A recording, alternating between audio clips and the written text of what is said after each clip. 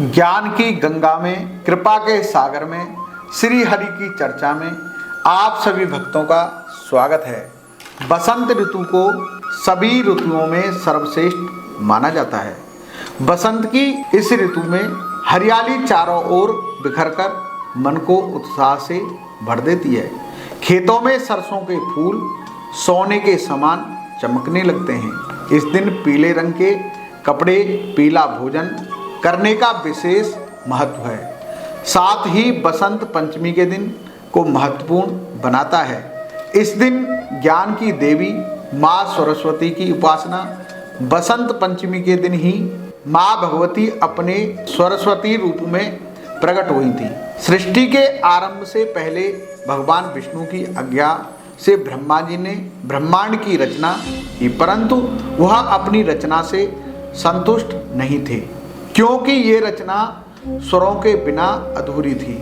तब उन्होंने भगवती जगदम्बा का स्मरण किया और विष्णु जी की आज्ञा से अपने कमंडल से जल को पृथ्वी पर छिड़क दिया, जिससे पृथ्वी पर कंपन होने लगा और एक अद्भुत शक्ति के रूप में चतुर्भुजी अत्यंत सुंदर स्त्री प्रकट हुई, जिनके एक हाथ में वीणा और दूसरे हाथ में वरमुद्रा में था।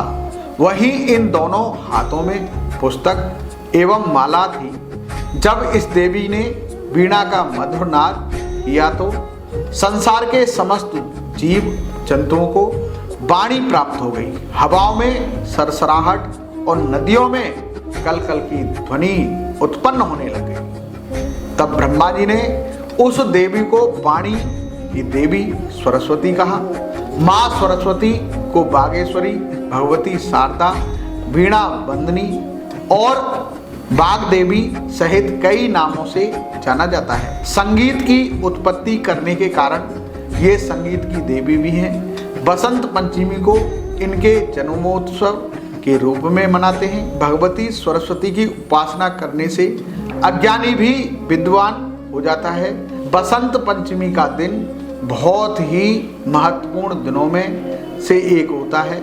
इस दिन अनुसूची शादी भी हो जाती है, यानी जिस किसी भी जातक के विवाह का मुहूर्त सूझता नहीं है, वह विवाह भी आज के दिन संपन्न किया जा सकता है। जो बच्चे विद्या में कमजोर हैं, उनके लिए एक खास उपाय है।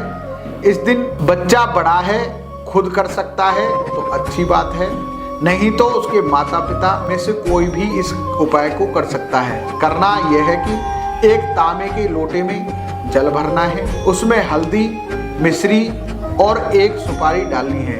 उस लोटे को सूर्य के प्रकाश में लेकर बैठना है। जब कोई भी सरस्वती देवी का मंत्र 108 बार पढ़कर हर बार थोड़ा थोड़ा जल, गंगा जल लोटे में डालना है। बाद में उस जल को तुलसी में अर्पित कर दें और थोड़ा सा बचा हुआ जल बच्चे को पिलाएं। विद्या में उन्नति मिलेगी।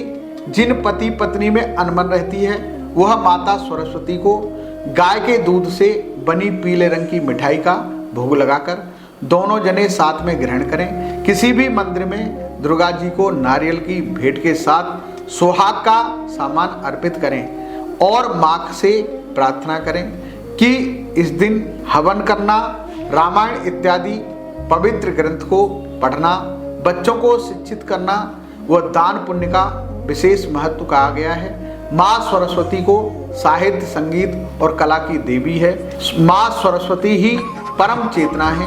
पुण्य की वृद्धि, वैभव, चेतना सब इन्हीं का एक हिस्सा है। चारों वेदों की ज्ञाता माँ सरस्वती का गुणगान सदैव ऋषि मुनि भी करते रहते हैं। बसंत पंचमी के दिन माँ सरस्वती की आराधना से ज्ञान व वाणी में भी मधुरता आती है।